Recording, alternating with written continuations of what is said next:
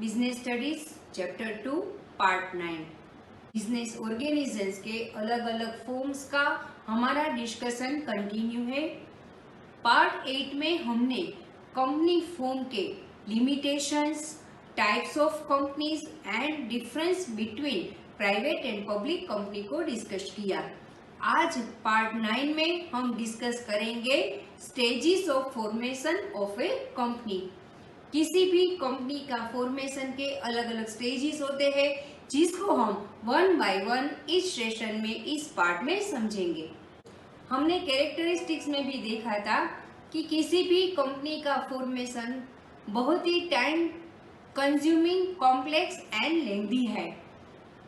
इसमें क्या क्या स्टेजेस इंक्लूड होते हैं देखते हैं। पहला है प्रमोशन, दूसरा इनकॉर्पोरेशन, तीसरा capital subscription and the last is certificate of commencement. किसी भी बिजनेस, किसी भी कंपनी का फॉर्मेशन का पहला स्टेज प्रमोशन से ही शुरू होता है। किसी पर्सन के दिमाग में जब किसी नए बिजनेस का आइडिया होता है, आइडिया आता है, तभी से इस स्टेज की शुरुआत होती है। आइडिया आने से लेकर जब उसमें से बिजनेस अपॉर्चुनिटी को समझा जाता है, उसका एनालाइज किया जाता है, फिर उसके रिलेटेड सभी रिसोर्सेज को इकट्ठा किया जाता है। इसमें 4M मेन है। 4M मानी man, machinery, money and material. इन सब की जो प्रोसेस में से गुजरता है उसे प्रमोटर कहते हैं। प्रमोटर जरूरी नहीं कि कोई इंडिविजुअल ही हो, प्रमोटर कोई भी हो सकता है। इंडिविजुअल, ग्रुप ऑफ पर्सन, कोई इंस्टीट्यूट या कोई एग्जिस्टिंग कंपनी भी प्रमोटर हो सकती है। यानी कि कंपनी फॉर्मेशन का पहला एंड बहुत ही इम्पोर्टेंट स्टेज है प्रमोशन। सेकंड स्टेज है इनकॉर्पोरेशन। कंपनी फॉर्मेशन के इस दूसरे स्टेज में कंपनी के रजिस्ट्रेशन की प्रोसेस होती है। इसमें पहला है फाइलिंग ऑफ नेसेसरी डॉक्यूमेंट्स, यानी कि जो भी डॉक्यूमेंट्स कंपनी एक्ट के अंतर्गत नेसेसरी है उसको सबमिट किया जाता है, जिसमें पहला है मेमोरेंडम ऑफ एसोसिएशन, दूसरा है आर्टिकल्स ऑफ एसोसिएशन। इन दोनों के बारे में हम अपने अगले पार्ट में डिस्कस करेंगे। उसके बाद आता है बोर्ड ऑफ डायरेक्टर्स की डिटेल्स, जिसमें बोर्ड ऑफ डायरेक्टर्स के नेम्स, उसके एड्रेस, उसके ऑक्यूपेशन एंड उसके शेयर होल्डिंग की डिटेल्स दी जाती है। फिर बोर्ड ऑफ डायरेक्टर्स का रिटर्न कंसेंट होता है। कंपनी की रजिस्टर ऑफिस जो होती है उसका एड्रेस भी होता है, और एक स्टैट्यूटरी डिक्लेरेशन इस टाइप का देना होता है कि हमने ये जो डॉक्यूमेंट सबमिट किए हैं वो सब कंपनी एक्ट के मुताबिक ड्यूली कंप्लीटेड किए गए हैं। और अगर कंपनी इनकॉर्पोरेशन के टाइम पर इन सबको सबमिट करने में फेल हो जाती है तो इनकॉर्पोरेशन का सर्टिफिकेट मिलने के 30 दिन के अंदर ये सब कंपनी को सबमिट कराना पड़ता है। और लास्ट में आता है documentary evidence for payment of registration fees, जो कि कंपनी की ऑथोराइज कैपिटल के मुताबिक तय की जाती है। और इन सभी डॉक्यूमेंटेशन से जो कंपनी रजिस्ट्रार सेटिस्फाई हो जाता है तो कंपनी को इनकॉर्पोरेशन का सर्टिफिकेट मिल जाता है, यानी कि अब से कंपनी लीगल एंटिटी बन जाती है। इनकॉर्पोरेशन के सर्टिफिकेट में जो भी डेट मेंशन होती है वही डेट फाइनल होती है। और अगर किसी भी तरह की फॉर्मेशन की प्रोसेस में गलतियां भी हो, डेफिशिएंसी भी हो, फिर भी ये सर्टिफिकेट मिलने के बाद कंपनी लीगल एंटिटी कहलाती है। इनकॉर्पोरेशन का सर्टिफिकेट कंपनी का बर्थ सर्टिफिकेट माना जाता है, यानी कि यहाँ से कंपनी का जन्म हुआ।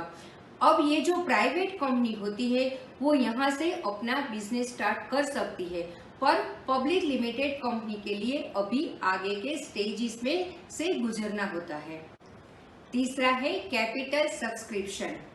इस स्टेज में कंपनी अपने शेयर, अपने सिक्योरिटीज खरीदने के लिए पब्लिक को इनवाइट करती है, और जो डॉक्यूमेंट पब्लिक को इनवाइट करता है उसे प्रोस्पेक्टस कहते हैं। अब जो जो स्टेप इनमें शामिल है वो इस प्रकार है। पहला है सेबी अप्रूवल। सेबी यानी कि security exchange board of India, जो कि पब्लिक लिमिटेड कंपनी के शेयर होल्डर्स के इन्वेस्ट के लिए इंटरेस्ट के लिए काम करती है। पब्लिक लिमिटेड कंपनी जब भी अपने शेयर खरीदने के लिए पब्लिक को इनवाइट करती है तब उससे पहले उसके रिगार्डिंग सभी इंफॉर्मेशन उसको सेबी को देनी होती है और सेबी को ये सब डॉक्यूमेंट्स जो उसने सबमिट किए उसमें अगर किसी भी तरह की मिसलीडिंग इंफॉर्मेशन हो तो सेबी उसका रजिस्ट्रेशन कैंसिल भी कर सकती है। दूसरा है फाइलिंग ऑफ प्रोस्पेक्टस। प्रोस्पेक्टस वो डॉक्यूमेंट्स है जिसके द्वारा कंपनी पब्लिक को अपने शेयर्स, अपने सिक्योरिटीज खरीदने के लिए इनवाइट करती है। ये डॉक्यूमेंट भी सेबी को सबमिट कराना होता है और उसमें किसी भी तरह की मिसलीडिंग इंफॉर्मेशन नहीं होनी चाहिए। प्रोस्पेक्टस के द्वारा पब्लिक को शेयर का इनविटेशन मिलता है। The next is appointment of bankers, brokers and underwriters. Public limited company जब पब्लिक को अपने शेयर सिक्योरिटीज खरीदने के लिए इनवाइट करती है तब वहां से आने वाले मनी रिसीव करने के लिए कंपनी अपने बैंकर्स को अपॉइंट करती है और अपने शेयर्स को बेचने के लिए वो ब्रोकर्स को भी अपॉइंट करती है।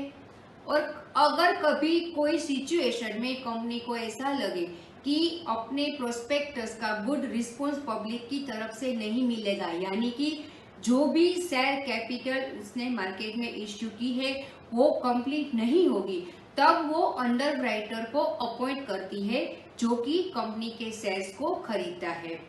कंपनीज एक्ट के मुताबिक कंपनी के शेयर्स इश्यू की साइज का 90% सब्सक्रिप्शन आना चाहिए। अगर ऐसा नहीं होता है तो कंपनी को जो भी एप्लीकेशन आई हुई है उन सभी को रिफंड देना पड़ता है। Next, application in stock exchange. किसी भी पब्लिक कंपनी को शेयर सिक्योरिटी से में डील करने से पहले स्टॉक एक्सचेंज में अपना लिस्टिंग करवाना होता है। कंपनी को उसके लिए एप्लीकेशन देना होता है और स्टॉक एक्सचेंज अथॉरिटीज के द्वारा कंपनी की साउंडनेस और दूसरे कंपनी की फाइनेंशियल साउंडनेस और दूसरे वाइटल एस्पेक्ट्स को वेरीफाई करने के बाद कंपनी का लिस्टिंग करती है। हमारे इंडिया में मेन 2 स्टॉक एक्सचेंज अभी कार्यरत है, नेशनल स्टॉक एक्सचेंज यानी कि NSE and Bombay stock exchange यानी कि BSE। नेक्स्ट है अलॉटमेंट ऑफ शेयर्स। इसमें 3 मैटर्स इंक्लूड की जाती है। पहला है जिस किसी को भी शेयर अलॉट नहीं किया गया उसका मनी रिटर्न करना। दूसरा, शेयर जिन जिन को अलॉट किए गए हैं उनको अलॉटमेंट लेटर। तीसरा, रिटर्न ऑफ अलॉटमेंट। ये वो डॉक्यूमेंट है जिसमें सारे अलॉटीज की डिटेल्स रजिस्ट्रार को दी जाती है। अब 4th यानी कि लास्ट स्टेज है कमेंसमेंट ऑफ बिजनेस।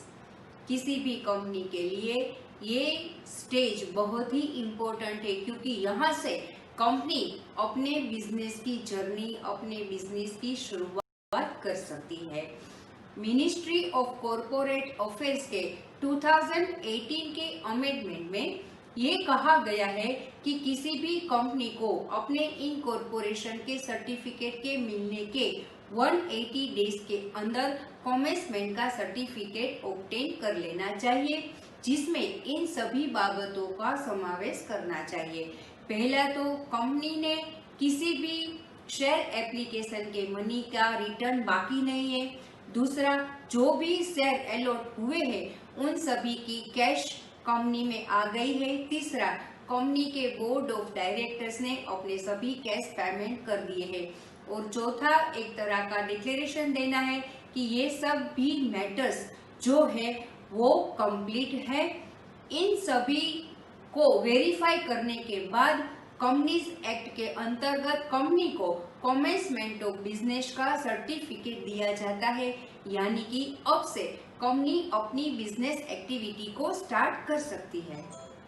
तो यहाँ पे इस पार्ट में हमने कवर किए stages of formation of A company. ये सारे स्टेजेस काफ़ी टाइम कंज्यूमिंग है, एक्सपेंसिव भी है और कॉम्प्लेक्स भी है। फिर भी बड़ी बड़ी कंपनियां हम सब हमारे देश में सभी देशों में देख रहे हैं, जिनका किसी भी इकोनॉमी में बहुत बड़ा योगदान रहता है। ये सब कंपनियां अपनी तरफ से किसी भी राष्ट्र के निर्माण में काफी सारा कंट्रीब्यूट करती है। Stay tuned with Shiv academy. Thank you.